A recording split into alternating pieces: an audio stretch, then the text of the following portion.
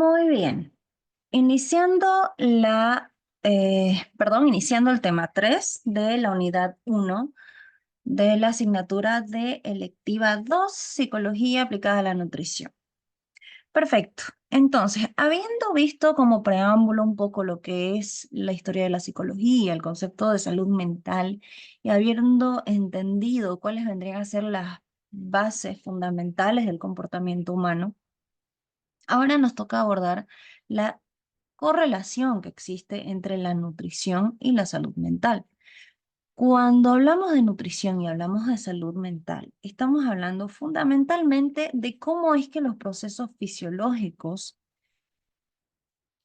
tienen tendencia a la estabilidad, pero ciertas situaciones pueden contribuir más bien a inestabilizar estos procesos, según las sustancias que están disponibles en nuestro sistema. Es decir, la frase "somos lo que comemos" se reduciría justamente a esto. Cuando hablamos de la alimentación y de la química cerebral, vamos a hablar de las diferentes sustancias que van a contribuir a la dinámica de esta química cerebral. En otras palabras, las que afectan de manera favorable o desfavorable a la misma. Primeramente vamos a tener las azúcares. Como hemos venido viendo, el azúcar siempre va a generar una sensación de energía cuando ingresa a nuestro sistema. Entonces diremos que es un estimulante, un neuroestimulante o un adrenérgico. La adrenalina no es otra cosa que el combustible de nuestro cuerpo generado a partir del azúcar. El azúcar va a generar norepinefrina y epinefrina, lo cual va a activar los niveles de alerta de nuestro organismo y nos va a poner en movimiento. Por otro lado, tenemos los ácidos grasos. Los ácidos grasos o el omega 3 vendrían a ser como que las grasas saludables. Si bien el azúcar proviene no solamente de los alimentos dulces, sino también de todos los alimentos ricos, deliciosos y sabrosos, abundantes en grasas saturadas. Los ácidos grasos, por el contrario, los vamos a obtener de alimentos que también contienen grasas, pero contienen grasas que son positivas para nuestro sistema. Contienen grasas que son ricas en nutrientes que van a permitir más bien generar un contrapeso. Los ácidos grasos, ácidos ricos en omega 3, generarían antioxidantes que van a equilibrar los radicales libres, los cuales predisponen nuestro organismo al deterioro, al envejecimiento precoz. Estimulan la recaptación de la serotonina y de la dopamina. Habíamos dicho que son la serotonina y la dopamina en combinación con otras hormonas como las endorfinas, como el GABA, como el glutamato, las responsables de combinarse para generarnos sensaciones positivas, inducirnos al descanso, inducirnos a la motivación y la expectativa. Cuando estas sustancias no tienen de dónde nutrirse, vamos a experimentar síndromes psicopatológicos. Eh, También es un estabilizador de los procesos sinápticos y, por otro lado, fortalece el sistema cardiovascular, siendo que el sistema cardiovascular es la primera víctima de los procesos adrenérgicos. Cuando el sistema simpático se altera, se activa, sabemos que la circulación sanguínea se dispara. Cuando esta presión de circulación sanguínea acelerada se sostiene por mucho tiempo, hablaremos de síndromes hipertensivos, hablaremos de arteriosclerosis a causa de esta circulación acelerada y sobreexigida, a causa del estrés generado por la adrenalina. Paralelamente, tenemos también lo que son las vitaminas y los minerales. Son otros insumos que van a permitir que nuestro cerebro se mantenga en equilibrio, o más bien su química se mantenga equilibrada. Por un lado, tenemos los derivados del complejo B, B6, B9, B12, los cuales también aportan al equilibrio, claro que sí. Sabemos que los neurotransmisores se generan a partir de sustancias precursoras. Y el complejo B va a generar las sustancias precursoras, tanto para la serotonina como para la norepinefrina. Si bien estas dos sustancias tienden a ser antagonistas en algunas situaciones y según su nivel de saturación, el complejo B va a promover lo que es el equilibrio en la tensión muscular. Cuando hay acalambramiento, va a reducir el acalambramiento, va a reducir la contractura gracias a la serotonina, pero también va a generar una inyección de energía gracias a la norepinefrina. Es por eso que cuando, por ejemplo, tenemos una tortícolis, tenemos una lesión por haber entrenado en el gimnasio, nos vino uno de estos calambres cuando hace mucho frío y hemos quedado con el pie, con la pierna dolorida durante varios días. Se recomienda mucho inyectarse complejo B. Tenemos productos como el Coabimin o el Bevimin o el Doloneurobion. Todos estos son medicamentos que están basados en esta combinación de complejo B que justamente permite generar sustancias para que estas dos, que son muy necesarias para el equilibrio de nuestro estado de ánimo, reguladores del estrés, se acomoden promoviendo nuestro bienestar. Además tenemos por otro lado la vitamina C. La vitamina C sabemos que es un antioxidante natural, pero también permite permeabilizar las membranas de la corteza suprarrenal y de las glándulas suprarrenales, permitiendo la liberación tanto de la norepinefrina como del cortisol. Sabemos que detrás de la norepinefrina necesariamente debería ir el cortisol para que la norepinefrina no sobreestrese nuestro sistema y más bien podamos reaccionar de la mejor manera posible analizando un poco más las situaciones. La vitamina B va a facilitar este proceso. Minerales. Sabemos que el proceso sináptico se da a raíz de intercambios químicos mediante impulsos eléctricos. Para que los impulsos eléctricos se lleven a cabo, se requiere de muchos minerales en nuestro torrente sanguíneo, tales como el selenio, tales como el zinc, tales como el aluminio, tales como el litio. Pero los fundamentales para que este equilibrio exista son el hierro y el calcio. Las personas que han escuchado de que alguien que duerme mucho, alguien que le cuesta concentrarse, que está muy débil, muy distraído, está anémico, justamente se refiere a esto, a una deficiencia de hierro. La deficiencia de hierro va a dificultar la síntesis de la dopamina y de la norepinefrina. Sabemos que la dopamina va a ser el neurotransmisor de la motivación y la predisposición y la búsqueda permanente de recompensa. Mientras que la norepinefrina básicamente es aquello que nos pone en movimiento, nos pone en acción. Cuando hay deficiencias de hierro, pues ninguno de estos dos es capaz de hacer su trabajo. No es que no hayan sustancias precursoras, esas sustancias precursoras salen de las vitaminas. Lo que no hay es sintetización, es decir, estas sustancias precursoras se quedan flotando en el torrente y nunca llegan a convertirse ni en dopamina ni en norepinefrina. Por lo tanto, es de suma importancia que se pueda tener los niveles de hierro en niveles saludables. Paralelamente tenemos el calcio. El calcio va a ser el responsable de la liberación. El calcio es el permeabilizador de las membranas celulares. Las células nerviosas, gracias al calcio, logran intercambiar. Hay una combinación de entre calcio y sodio, que es lo que produce el choquecito eléctrico, el impulso eléctrico que permite el intercambio.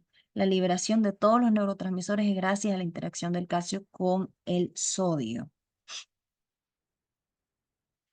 ¿Y cómo es que todo esto interactúa con nuestra salud mental? Ya hemos visto que obviamente influye en nuestro comportamiento, en nuestra sensación de bienestar, pero la salud mental también se va a beneficiar o afectar de todos estos procesos de la siguiente manera.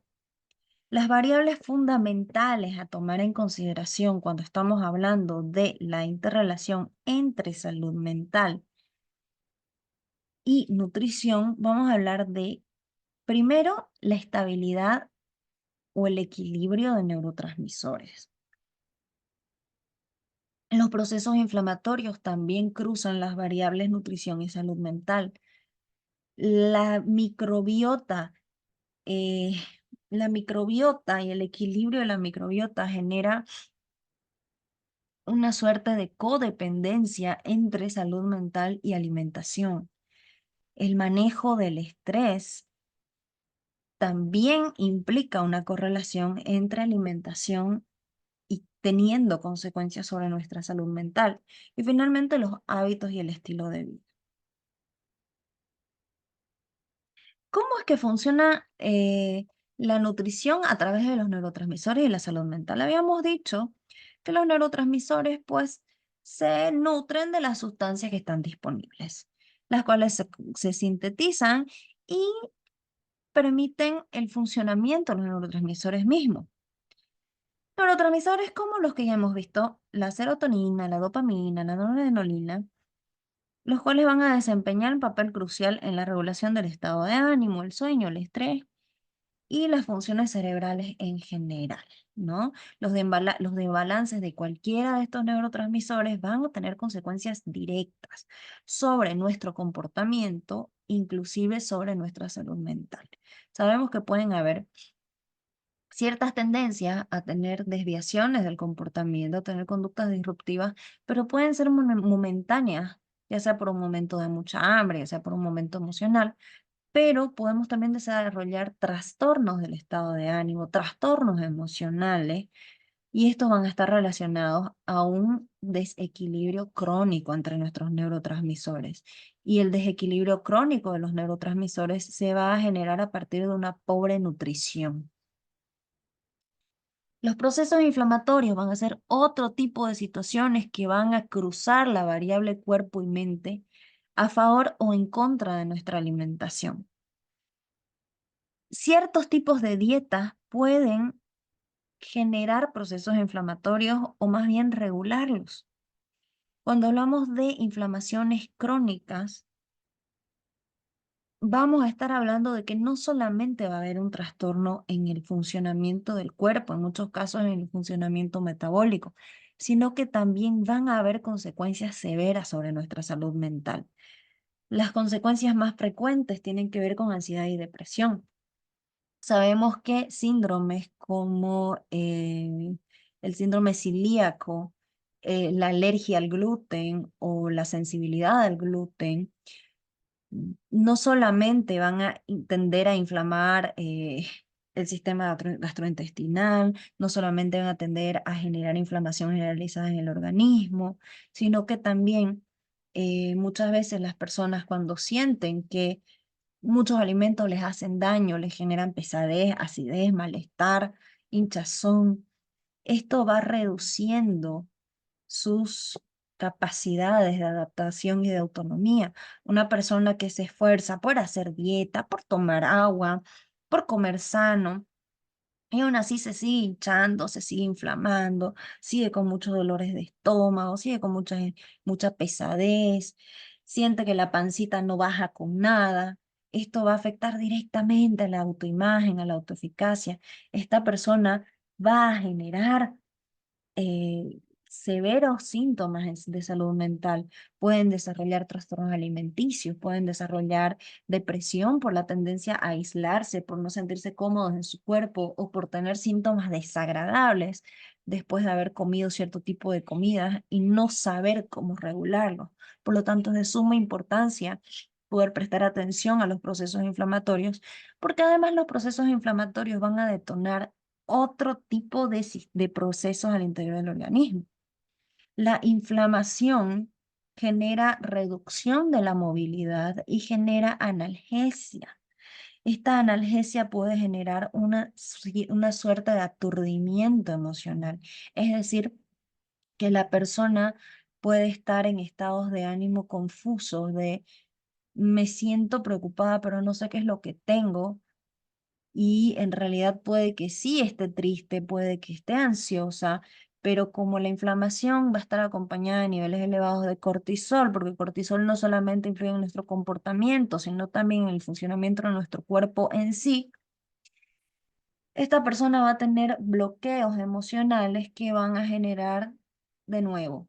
depresión o ansiedad, porque no hay cosa más ansiógena que el sentir que algo me pasa, que estoy disconforme y no sé qué es. Por otro lado, los alimentos ricos en grasas saturadas y azúcares refinadas pueden generar inflamación y oxidación. Sabemos que las grasas saturadas son, así como los azúcares refinados, son dopaminérgicos.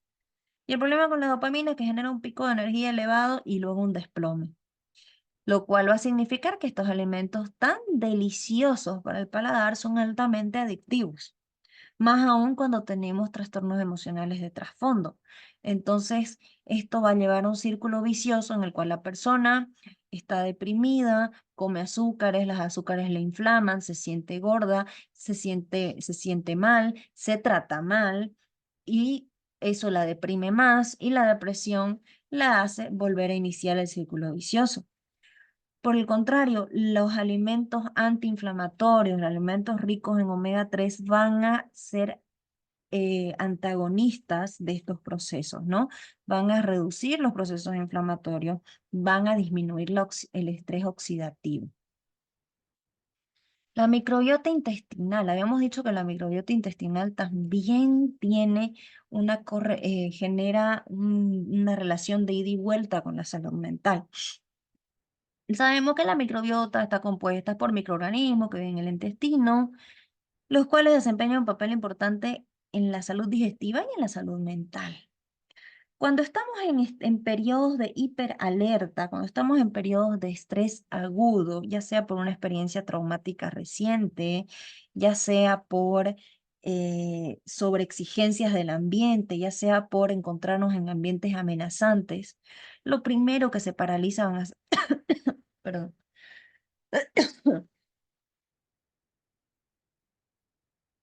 lo primero que se va a paralizar va a ser la digestión o los procesos digestivos van a pagar la factura más cara. Cuando estos periodos de estrés se alargan demasiado, muchas veces el intestino trata de generar un equilibrio y esto es lo que le vamos a llamar el colon irritable, que va a estar alternando entre periodos de digestión muy, muy lenta y periodos de em, eliminación de contenidos muy acelerados. Es decir, esta persona va a pasar de estar estítica a estar yendo al baño muchas veces al día por los procesos del estrés. Por lo tanto, los problemas, las alteraciones de microbiota van a alterar. Además de que ya está comprobado que cuando suprimimos el sistema inmunológico, una de las formas más eficientes de suprimir el sistema inmunológico es afectar la microbiota. En otras palabras, cuando nos sobrepasamos en el uso de antibióticos o cuando nos sobrepasamos en el uso de laxantes, alteramos severamente la microbiota y la alteración de esta microbiota va a generar obviamente mucha incomodidad en la persona y nuevamente el círculo vicioso se va a reiniciar. Esta persona se siente incómoda, se siente mal, tiene muchos síntomas, los síntomas van reduciendo autonomía, van reduciendo adaptabilidad y esta reducción de adaptabilidad genera aislamiento, el aislamiento genera malestar y esta persona va a comenzar a desarrollar daños en su salud mental.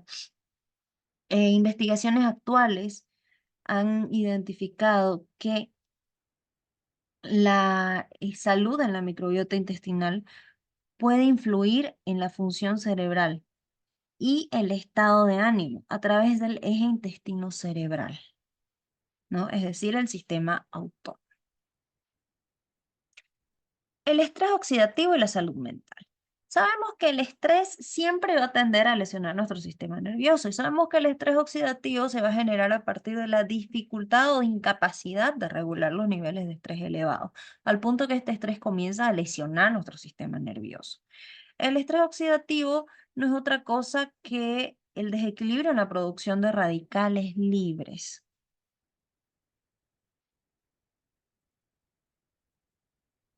y que el cuerpo fracase en generar un equilibrio en esta producción de radicales libres. esto va a generar, aquí ya no vamos a hablar de daños de la salud mental, aquí podemos hablar inclusive de trastornos psiquiátricos, que son cuadros más severos, cuadros agudos. La dieta va a jugar un papel crucial en la regulación del estrés, ya que proporcionarle al organismo antioxidantes naturales van a poder realmente colaborar a que este equilibrio se mantenga y el estrés pueda ser procesado correctamente sin generar oxidación sobre nuestro sistema, sin dañarlo, sin generar muerte neuronal, sin generar daños en nuestro sistema somático, daño en nuestro sistema autónomo, sin generar síndromes gastrointestinales, sin generar síndromes cardíacos, sin generar síndromes neurológicos, porque todos estos son los riesgos del estrés oxidativo. Cuando consumimos alimentos que nutren al estrés oxidativo, es decir, grasas saturadas y azúcares refinadas, el estrés va a seguir haciendo su trabajo. De hecho, hay un estudio que salió, si mal no recuerdo, a principios del año pasado, que establece que el alimento que más promueve el envejecimiento generalizado del organismo son los embutidos, las salchichas específicamente, porque las salchichas contienen grasas saturadas, contienen muchos químicos, contienen colorantes artificiales, contienen cosas que potencian esto de acá, nutren los procesos inflamatorios y desregulan la capacidad del organismo de neutralizar los radicales libres. Y finalmente hablamos del estilo de vida. Sabemos que el consumo de azúcar va a afectar el estado de ánimo, va a afectar procesos cognitivos, los picos y caídas de niveles de azúcar van a influir en la experiencia personal, en nuestra sensación de energía. Y el problema con las inyecciones de energía que nos da el azúcar es que generan dificultades con la eutimia. ¿Qué es la eutimia? La eutimia es el estado de ánimo normal, es la estabilidad en nuestro estado de ánimo, que puede incluir ingresos o accesos de mal humor relevados por tranquilidad y relevados por experiencias de felicidad. Todo este proceso va a ser parte de nuestro día a día, porque hay momentos en el día en que medio nos desesperamos, medio nos estresamos, hay cosas incómodas, hay momentos en el día en el que estamos disfrutando porque de pronto cocinaron nuestra comida favorita, porque de pronto nos estamos tomando una agüita fría y hace calor, y todas estas cosas van a ir haciendo que nuestra eutimia, que el estado de ánimo sea fluctuante. Cuando nos sostenemos en la nube de energía propia del azúcar, vamos a sentirnos tan bien, tan completos, tan energéticos, que cuando el azúcar genera un pico o se baje, un desplome, vamos a sentirnos miserables. Y esto va a generar adicción al azúcar y eventualmente sí va a trastornar nuestro estado de ánimo porque vamos a acostumbrarnos al estado de ánimo alterado. Por otro lado, el sedentarismo, que es el mejor amigo de la adicción al azúcar, que el sedentarismo lo que hace es impedir que nuestro metabolismo equilibre los niveles de azúcar.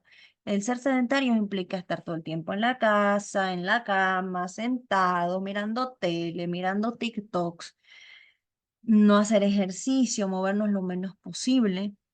Esto no solamente va a, obviamente, reducirnos la capacidad de quemar grasas, sino que también nos va a generar aislamiento del aire natural, de la luz solar, los cuales generan vitamina E y vitamina D, las cuales no las producimos en nuestro cuerpo, no las extraemos de los alimentos, se procesan directamente gracias a la luz solar. Y estas vitaminas contribuyen a la formación de melatonina, que la melatonina va a ser el precursor de la relajación genuina, del descanso, de la renovación de nuestro organismo.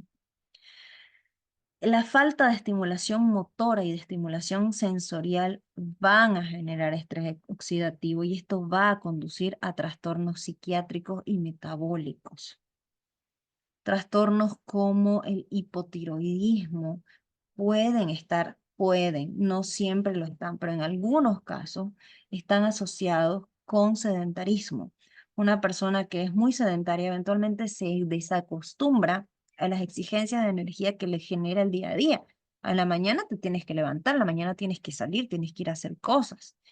Cuando te acostumbras a levantarte tarde, vas desorganizando tu metabolismo, vas perdiendo el reloj interno y puede conllevar a trastornos psiquiátricos porque el estar encerrados, no haciendo nada, reduce nuestras habilidades adaptativas. ¿Y qué se hace para regular esto? ¿Cómo lo salvaguardamos esta situación? Y aquí les presento una frase del maravilloso señor Viktor Frankl, quien nos dice, cuando no somos capaces ya de cambiar una situación, nos enfrentamos al reto de cambiar nosotros mismos. Cuando hablamos de salud mental, cuando hablamos de salud en general, estamos hablando de generar cambios en nuestros pacientes. El enfoque médico específicamente es bastante inmediatista, porque en la mayoría de los casos los médicos tratan sintomatologías para disminuirlas, estabilizarlas o sanar algún problema a partir de la solución de los síntomas.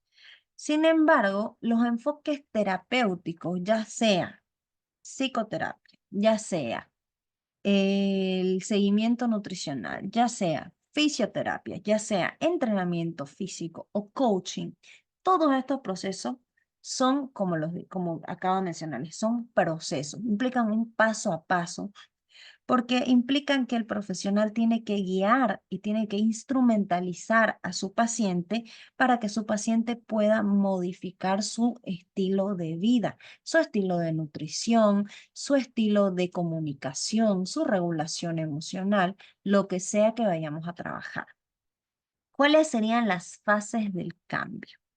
Cuando hablamos de las fases del cambio, tenemos que tomar en consideración que hay 5 etapas. La primera etapa es la etapa de precontemplación. No hay conciencia del problema. Esto quiere decir que esta es la persona que si te la llevan a consulta, está yendo obligada por el médico, por la familia, por el juez, por la esposa, por el marido, pero no está yendo por su propia cuenta. Es esta persona que va a tender a minimizar su sintomatología, ya que su sintomatología no le genera gran incomodidad. Aquí estamos hablando de que hay una egosintonía, es decir, explico mis síntomas y no me incomoda. Esta persona justifica sus malos hábitos, su estilo de vida, etc. Contemplación. En la fase de contemplación, tu paciente puede que vaya a 2 consultas, es decir, va a la primera, le haces la evaluación, le haces las preguntas, de curioso va a ir en la segunda, posiblemente no regrese hasta un buen tiempo y va a volver a empezar el proceso, ¿no es cierto? En la etapa de la contemplación, le preocupa tener algún problema, es decir, esta persona va por la vida buscando que le quiten el síntoma, no piensa que el problema es profundo. Ay, ¿sabe qué? Es que tengo ganas de vomitar todas las mañanas. Ay, ¿sabe qué? Es que la comida siempre me cae pesada y esta persona se está automedicando, está tomando Alical todo el tiempo, cuando en realidad el problema es que tiene hígado graso, por ejemplo. Está minimizando el problema, pero ya le incomoda su sintomatología. Y luego pasamos a la etapa de preparación. Perdón. En la etapa de preparación, aquí tu paciente sí se da cuenta que hay un problema. Seamos, tenemos que ser conscientes que las personas no cambian, las personas no van a cambiar. Nuestra función como clínicos es hacer un acompañamiento para que esta persona optimice sus herramientas personales para que dé una mejor versión de sí mismo y pueda incorporar nuevas dinámicas. Entonces, tu paciente en la etapa de preparación sí va a ir a todas las citas que le hagas, sí se va a hacer los estudios, sí va a prestar atención a las instrucciones o a las consignas que le des, sí va a comenzar a ensayar, buscar el cambio. De la etapa de preparación a la etapa de acción, tienen que pasar entre 45 y 60 días, de cita a cita, de reconsulta en reconsulta, porque aquí tu paciente está forzándose a sí mismo a generar un nuevo hábito. Una vez que el paciente ya ingresó a la fase de acción, pasaron los 40-45 días, este paciente está listo para cambiar su vida. Ahí ya ensaya los cambios, ahí ya es más rígido, es más disciplinado, lo intenta, aplica todas las técnicas, si lo derivas a psicoterapia, va con su psicólogo, vuelve con el nutricionista, va al gimnasio, lo intenta. Y para pasar a la siguiente fase, a la fase de mantenimiento, tienen que haber pasado entre 60 y 100 días. Hay personas que incorporan hábitos mucho más rápido que otras. Pero lo cierto es que el cerebro se acostumbra totalmente a una nueva realidad a lo largo de los 60 a 100 días. Es bastante relativo, sí, pero generalmente cuando la persona ya superó los 100 días en procesos adictivos, no veamos adicción, vamos a ver por qué. Cuando la persona ya superó los 100 días, el riesgo de retroceso es mínimo, porque esta persona ya ha generado una nueva normalidad en su vida. ¿Y esto de qué depende?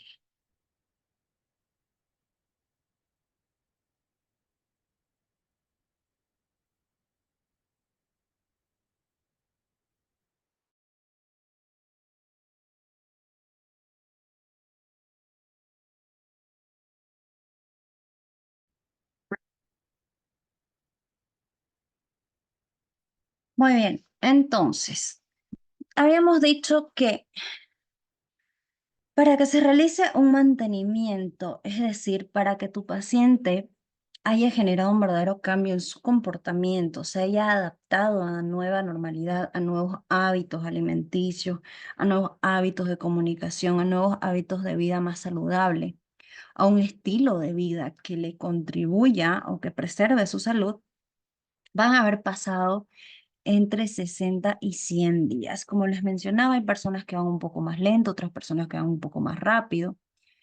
Pero lo cierto es que, entonces, recapitulando, de la fase de preparación a la fase de acción, teníamos alrededor de 40 a 60 días. En el mejor de los casos, tardan 28 días, pero por lo general es un poquito más, alrededor de 40 días que la persona, y son 40 días sostenidos, mantenidos, 45 días, perdón, sostenidos, mantenidos, que este paciente está de lunes a domingo tratando de aplicar, luchando para implementar estos nuevos hábitos. Es que a partir de ahí ya vamos a hablar de que la fase de acción va a generar un mantenimiento de la conducta.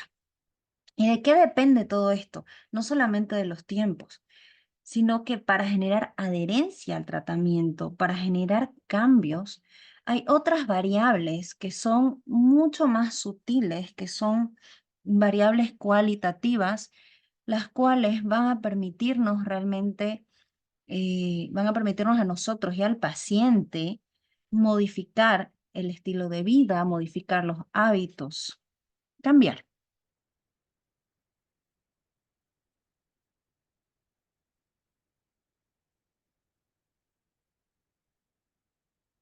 Un segundito, por favor.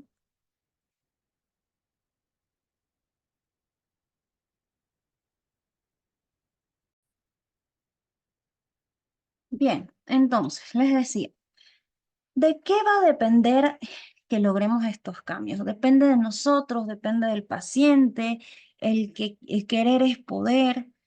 Pues bien, los estudios en avances científicos nos arrojan las siguientes estadísticas y en terapia se han encontrado que estas van a ser las variables fundamentales para promover cambios. En una primera instancia nos encontramos con la alianza terapéutica. La alianza terapéutica no es otra cosa que el vínculo que va a tejer el coach o el clínico o el terapeuta, dependiendo del contexto, con su paciente. Existe un estigma sobre los nutricionistas que eh, es bastante frecuente y es muy de la vieja escuela. Y este estigma es el de decirle a tu paciente que viene gordito, si usted quiere adelgazar, tiene que cerrar la boca. La alianza terapéutica es la herramienta que te permite no cometer esta aberración. ¿Qué es la alianza terapéutica? ¿Cómo me voy a conectar con mi paciente? ¿Cómo voy a llegar a mi paciente? Yo necesito que mi paciente sea honesto conmigo. Yo necesito que mi paciente confíe en mí. Yo necesito que mi paciente siga su tratamiento. Yo necesito que mi paciente pueda generar cambios en su vida. Yo necesito que mi paciente me recomiende. Pues bien, cuando hablamos de la alianza terapéutica, va a estar compuesta por aceptación incondicional, calidez y empatía. La aceptación incondicional es el limitarnos. Cuando nosotros tenemos un paciente enfrente de nosotros, es muy importante conocer nuestras limitaciones humanas y conocer nuestras capacidades. Si tienes un paciente que llega a solicitar tu apoyo, a solicitar tu intervención profesional, y este paciente está pasando por una situación la cual no te parece o no te sientes competente de abordarla, tienes todo el derecho y la responsabilidad de poder derivarlo a alguien que sí pueda brindarle lo mejor profesionalmente hablando. Yo les pongo un ejemplo claro. Hoy en día se está trabajando bastante en un enfoque integral para las personas que se encuentran en transición de género. Las personas que se encuentran en transición de género no solamente necesitan el complemento o el suplemento hormonal. Las personas que se encuentran en transición de género necesitan un apoyo eh, de nutrición clínica eh, para que sus cuerpos puedan asimilar de mejor manera el suplemento hormonal. Estas personas necesitan, aparte de terapia psicológica, para poder abordar todo lo que es el proceso de transición. Hay personas que van a estar plenamente de acuerdo en prestar este servicio y apoyar a una persona que lleve adelante su transición de género. Van a haber personas que por el contrario van a estar en desacuerdo, no les parece, por motivos religiosos, por motivos morales, por crianza, por creencias, por razones varias, razones personales todas, no van a querer apoyar a esta persona. Su función como responsables de salud no es convencerlo de que no tiene que hacer su transición. Su función es acompañarlo o derivarlo. La aceptación incondicional implica qué es lo que yo puedo aceptar. Cuando alguien no puede trabajar cierto tipo de casos porque no somos todólogos y no somos todopoderosos, están en todo su derecho de hacer una objeción, de decir, ¿sabe qué? Yo no soy especialista en este ámbito, lo derivo, ¿no? Eso es muy importante. Cuando hablamos de calidez, hablamos de cómo vamos a tratar a este paciente. No solamente está en no juzgarlo, porque la aceptación incondicional es no juzgarlo, es no mirar, no hacerle muecas, no reírte de él, no ser sarcástico con lo que te está contando. Todo eso va a implicar la aceptación incondicional. La calidez es el trato humano con esta persona. Tomar en consideración siempre sus emociones, sus ideas, su fragilidad. Los nutricionistas tienen la suerte que tenemos los psicólogos de que generalmente le llegan personas muy cargadas emocionalmente por el tema de que ustedes son los responsables de la relación que tiene la persona con su cuerpo, de cómo la persona trata a su cuerpo. Por lo tanto, la calidez es fundamental para que este paciente se sienta bienvenido, se sienta acogido, sienta que lo esperes, que lo esperas. No se trata de darle un abrazo, un beso y decirle, preciosa, ¿cómo estás? Te estoy esperando. No, esto no es calidez, esto será lambiscones. La calidez implica en generar un ambiente de comodidad para tu paciente, donde el paciente pueda confiar y contarte y decirte, sabe que la verdad es que no es que yo respiro y me engordo, sino que en las noches yo no puedo dormir sin comerme 3 paquetes de galletas de chocolate. Nadie lo sabe. yo el resto del día como sano, me cuido, pero yo no puedo dormirme sin comerme 3 paquetes de galletas de chocolate. Y que este paciente sienta que a vos te preocupa, que no te vas a molestar, que puedas darle una respuesta amigable. Y finalmente la empatía. La empatía implica tener algún grado de conexión emocional con tu paciente. Intentar tener una noción de qué es lo que tu paciente está atravesando. La empatía no es ponerte en los zapatos del otro, eso es imposible. La empatía es poder contemplar cómo sus emociones hablan en su cuerpo para poder leer mejor qué respuesta necesita tu paciente. Si tu paciente se larga a llorar, lo empático no es largarte a llorar con él. Lo empático es ayudarle a reconocer sus emociones y ayudarle a recoger sus emociones del tiradero que ha hecho. Porque hay pacientes que son muy vulnerables, porque como les menciono, el tema de la relación cuerpo y mente es muy estrecho. Por lo tanto, un paciente que es adicto a las azúcares, es adicto a las grasas saturadas, puede tener inclusive un componente afectivo sobre toda esta chatarra. Y este componente afectivo puede generar que cuando vos le digas, ¿sabes qué? No vas a poder comer pastas por los próximos 3 meses porque tenemos que reducir tu consumo de gluten y de masa. Es probable que este paciente se te largue a llorar no porque le encantan las pastas, sino porque posiblemente las pastas les rememoran, no sé, a su papá fallecido y su viernes de fettuccini es la forma de recordar a su papá fallecido. Este paciente te va, si no has logrado lo anterior, si no has logrado una aceptación incondicional, si no has logrado una alianza terapéutica, este paciente te va a decir, ya está bien y te va a mentir. Si este paciente siente tu empatía, si este paciente sabe que vos se lo estás dando desde su postura, mira, Juanchito, yo sé que es que las pastas son deliciosas y yo entiendo que las pastas son deliciosas, pero lastimosamente por los próximos 3 meses vamos a tener que sacrificarlos o vamos a reducir en cantidad para quitarlas por completo o vamos a quitarlas por completo. ¿Qué preferís? Yo sé que es difícil. La empatía implica esto, adelantarte, tratar de lecturar que el paciente está diciendo, aunque no abra la boca, te está diciendo, no, voy a prohibir los fettuccini, y poder lecturar, poder enfocarte en qué es lo que tu paciente trata de no decirte para poder respetarlo. La alianza terapéutica es un trabajo de cada sesión, es un trabajo de sostener también tu encuadre. No somos amigos del paciente, no somos confidentes del paciente, somos su acompañante terapéutico, somos la persona que lo va a ayudar y lo va a acompañar en este proceso de mejorar su calidad de vida.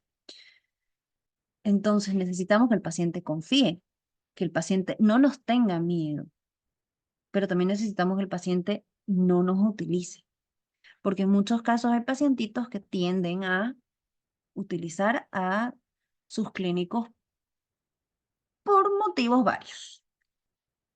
Lograr una buena alianza terapéutica te va a lograr un 20% de éxito, apenas. ¿Qué falta aparte de esto? Vamos al siguiente, la efectividad de tu enfoque. ¿Qué tan actualizadas y qué tan válidas científicamente son las técnicas y estrategias que estás utilizando? ¿Te recuerdan cuando definimos técnicas y estrategias? Existen múltiples estrategias para hipertrofia muscular, reducción de peso, reducción de grasa, para ganar peso sin engordar, para nutrir a la persona, para reducir la alergia al gluten, para reducir la inflamación. Existen varias técnicas, existen varios tipos de dietas, existen varios tipos de prácticas, existen varios ejercicios, existen muchas cosas. Que nosotros lo conozcamos bien, conozcamos su efectividad y podamos prescribir de manera acertada, es decir, hacer los estudios suficientes para que este paciente conozca cuál es su punto cero, cuál es su punto de inicio, para que este paciente diga, ah, ok, tengo hígado graso y eso genera que yo me levanto todos los días con náuseas y que me maree cuando hace mucho calor. Y que me fatigue cuando suba las escaleras porque también estoy con los triglicéridos altos. Esta persona sepa su realidad actual para que cuando la prescripción que le has hecho comience a disminuir los síntomas, este paciente pueda verse y pueda decir, wow, ya estoy subiendo hasta el segundo piso y no tengo la lengua de corbata. Creo que el tratamiento me está funcionando, porque existen muchos tratamientos que no es como tomarte una pastillita. Los tratamientos que se realizan en los métodos terapéuticos son cosas que tienen que ver mucho con la perseverancia. Entonces, que vos puedas guiar a tu paciente para que tu paciente sea perseverante, cumpla con su tratamiento, va a implicar también que tu paciente pueda aprender a lecturar su cuerpo. Entonces, todo este proceso es acompañado. Este proceso va a significar que tu paciente antes de la reconsulta te diga, doctora, es normal, le cuento que hoy día ya me levanté deshinchado. Le cuento que hace 3 noches que ya no me viene antojo de de comer azúcares en la noche, por ejemplo. Todo esto va a significar que tu enfoque tiene que estar científicamente validado y tu paciente tiene que conocer su punto de inicio. No siempre necesitas tenerlo totalmente etiquetado y diagnosticado. Bueno, en el enfoque de la psicología no siempre es prudente etiquetar a tu paciente. Es decir, en muchos casos tu paciente no necesita saber que tiene apego ansioso. Tu paciente necesita saber que la desconfianza y la hipervigilancia le generan malestar y que en la medida que pueda identificar las ideas de desconfianza, el malestar va a ir bajando. Eso es lo que el paciente necesita saber en este caso que yo le estoy poniendo de ejemplo. En otro caso, el paciente sí necesita saber. El paciente necesita saber que lo que tiene es un trastorno de tal color y tal forma, un trastorno tutti frutti, y este trastorno tutti frutti implica todas estas variables, que estas variables van a reducir, pero que algunas no van a sanar. Eso también es importante. Necesitamos siempre tener este tacto, necesitamos tener timing. El timing también va a aportar en la efectividad del enfoque, saber cuándo. Muchas veces cuando tenemos pacientes que con trastornos de hiperfagia, es decir, pacientes que tienen trastorno de atracón, que son adictos a la comida, son pacientes que te van a mentir. Son pacientes que no pueden parar. No puedes decirle de un día para el otro, desde mañana vas a comer brócoli con pollo a la plancha. Eso no va a pasar. Necesitas ir poco a poco. Cuando veamos las dinámicas de la adicción, vamos a hablar de cómo funciona esto y cómo podemos lograr que el enfoque que nosotros utilicemos sea lo más efectivo posible. Esto te garantiza un 15% de éxito en el tratamiento. Entonces, tenemos alianza terapéutica y tenemos un muy buen enfoque científicamente validado. Logramos el 35%. Sigue siendo insuficiente. ¿Qué más nos ayuda a alcanzar el éxito con este paciente?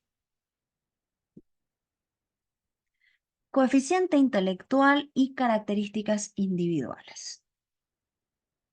El coeficiente intelectual de los pacientes siempre va a generarnos un buen o un mal pronóstico. A mayor coeficiente intelectual, mayor capacidad de autocontrol, mayor receptividad del tratamiento. Un paciente más inteligente va a tener un mejor pronóstico porque va a tener más herramientas para el autoconocimiento, para la autorregulación y para lograr éxito.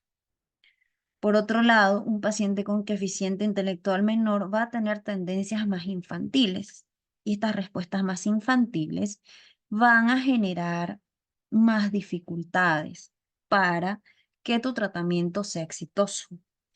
Y cuando hablamos de características individuales en general, vamos a estar hablando de todo lo que es el aspecto personalidad, emociones, apego, creencias, cultura, porque incluso el aspecto cultural puede ser muy favorable o muy desfavorable. Tenemos dinámicas culturales que aportan estilos de vida o prácticas patológicas. Y tenemos prácticas culturales que más bien van a beneficiar. No es lo mismo em, empujar a que un pacientito con ascendencia japonesa, por ejemplo, con familia japonesa, incorpore una dieta un poco más equilibrada, incorpore más vegetales a su dieta y menos masas, que un pacientito que tenga, no sé, cultura gringa. Un pacientito con cultura gringa va a estar mucho más acostumbrado a la comida prefabricada, a la comida rápida, va a desconocer más los vegetales, va a tener más rechazo. Entonces, cambiarle la dieta va a ser mucho más complicado. Eh, lo mismo funciona en el ámbito de la psicoterapia.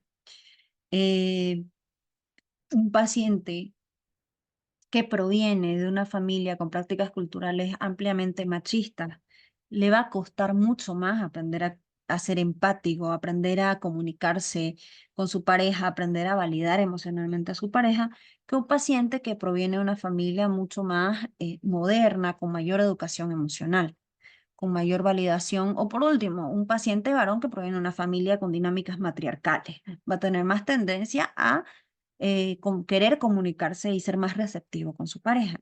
Es lo mismo. Las dinámicas culturales también incluyen dentro de las características individuales. Hasta aquí logramos un 20% más. Tenemos un 55% de éxito garantizado si tu paciente proviene con una condición individual favorable. Sigue siendo insuficiente. ¿Qué más nos falta? Siguiente, la organicidad. La organicidad, cuando vean ustedes el término organicidad, estamos hablando de el contexto del organismo. El cuerpo de tu paciente sufre de algún síndrome, sufre de algún trastorno severo, sufre de algún trastorno metabólico, sufre de algún trastorno mental, sufre de algún síndrome neurológico, sufre de algún síndrome gastrointestinal que va en contra del tratamiento. Esta persona es, no sé, es hiperalérgica a muchos alimentos, entonces generarle una dieta equilibrada sin que se inflame, sin que le haga daño, es muy difícil porque es intolerante al gluten, es alérgico a las almendras, a los maníes, es alérgico a la soya, es alérgico a la lactosa, entonces es intolerante a muchas cosas. Su organicidad está en contra de poder generarle un apoyo eh, nutricional favorable. Siempre este pacientito va a estar generando síntomas, entonces nos va a tocar equilibrar para ver cuál es el mal menor. En el caso de los diagnósticos psicológicos, si tenemos un paciente orgánico, es decir, un paciente que tiene un neuroticismo elevado. El neuroticismo es la ansiedad, pero es la ansiedad orgánica, es un cerebro que no sabe regular la ansiedad correctamente, que no se da cuenta cuando los niveles de ansiedad son muy elevados y reacciona, es hipersensible a la ansiedad. Si tenemos un paciente con un neuroticismo elevado que ha pasado por una experiencia traumática, no sé, este paciente sufrió un asalto a mano armada y le pegaron un tiro en el pie, va a ser mucho más difícil que salga del estrés agudo, va a ser mucho menos probable que este paciente no genere estrés postraumático y que este pacientito a raíz de este asalto a mano armada no tenga que ir 2 años a terapia por la condición orgánica, que otro paciente que no tenga una condición orgánica, que otro paciente que su cerebro es capaz de detectar la ansiedad y capaz de regularla correctamente. Entonces aquí tenemos el componente orgánico a favor y cuando tenemos el componente orgánico a favor es muchísimo más sencillo que este paciente supere las situaciones. Hasta aquí, cuando la organicidad te apoya, tenemos un 15% más en la bolsa. Hasta aquí ya tenemos 70% garantizado, pero muchas veces el componente orgánico no nos apoya.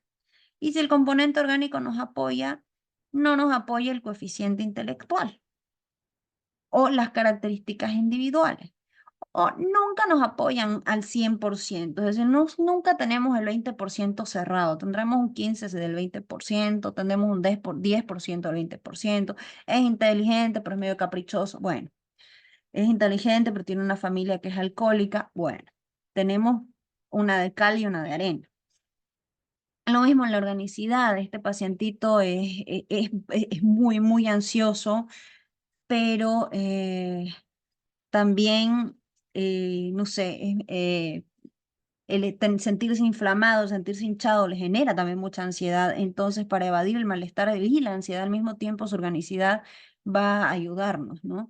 Por lo tanto, siempre es una de cal y una de arena. Pero, bien, aquí vemos un número más grande. Es el más grande de todos. Y es aquí donde está el mayor factor de riesgo. El factor de riesgo está en los factores externos. El factor de riesgo va a estar en aquello que no controlamos. Porque inclusive hasta la organicidad nosotros podemos prever, nosotros podemos buscar herramientas, técnicas, tratamientos que contemplen el componente orgánico. Hasta aquí nosotros todavía podemos hacer, aunque sea un poquito, para mejorar, para optimizar esta condición. Lastimosamente, este 30% nos puede despatarrar todo. Los factores externos va a ser el contexto de vida del paciente, aquello que no depende de nosotros. Tu paciente está en tratamiento, le está yendo muy bien, está tomando sus vitaminas, sus suplementos, ha logrado incorporar nuevos hábitos, ya superó los 100 días. Y de pronto se le muere su mamá, su papá, su abuela, su perrito de 20 años. Y la desregulación emocional es tan severa, tan intensa, que este 30% se va a comer el 20% que corresponde a las características individuales. Retrocedió tu paciente o se estancó. Factores externos, tiene una familia que le hace bullying. Factores externos, tiene una familia que no lo apoya. No son las prácticas culturales, no son las creencias culturales. Es, son los seres humanos llamados familia, entorno familiar. Son las condiciones. Este paciente está yendo súper bien y de pronto queda desempleado, entonces tiene que dejar el tratamiento porque los suplementos son caros, porque las vitaminas son caras, porque la dieta es cara, es más barato cenar maruchan que prepararte ensalada con pollito a la plancha, con champiñones salteados. Por lo tanto, tu paciente va a significar un franco retroceso. ¿Y qué es lo que tenemos que hacer aquí? Poner en funcionamiento el punto 1. La alianza terapéutica es la que le va a permitir a tu paciente no darse por vencido. Es la que va a permitir que este 30%, primero que nada, no te signifique un 30% de retroceso. Y segundo, que este 30% no te reste a los otros factores que sí puedes supervisar, que sí puedes prever. Entonces, en la práctica clínica, en la práctica de acompañamiento de terapia, siempre se van a tomar en cuenta todos estos factores. Bien, chicos, cualquier duda, cualquier pregunta, ya saben, solo tienen que escribirme y aclaramos lo que se necesite.